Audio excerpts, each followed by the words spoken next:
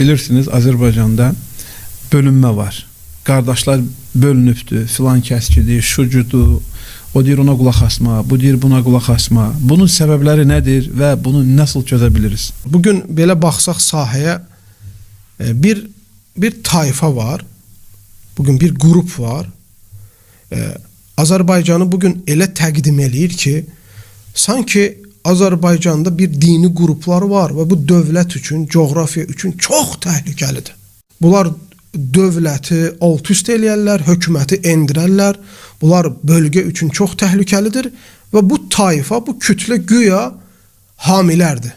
Bunlar sadəcə bunu qoruya bilirlər və bunu önə sürərkən də çox yalanlar, ondan sonra iftiralar, əslində əhl-i sünnənin yolu olmayan mənhəclərə baş atırlar. İstanbul'dan Fatih Camisi'nin herkese selamlar olsun. Hürmetli sevgili hocamız Nurettin Hoca ile bir yerdeyiz.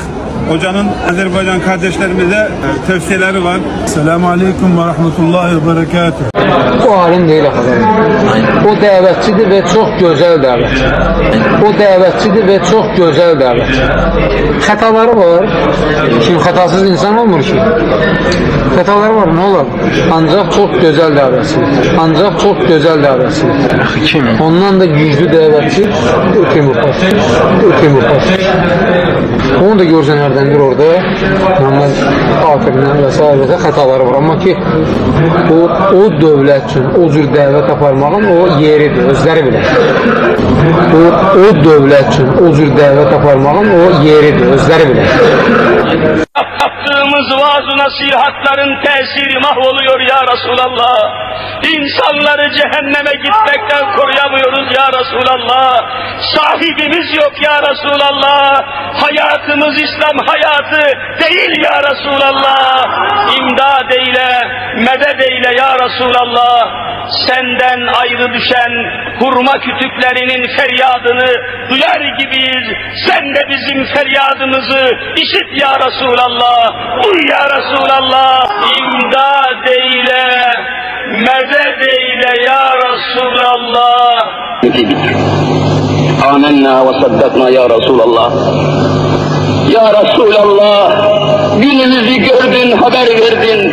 Bir şifa ya Resulallah, bir deva ya Resulallah, bir şifa ya Resulallah, bir deva ya Resulallah.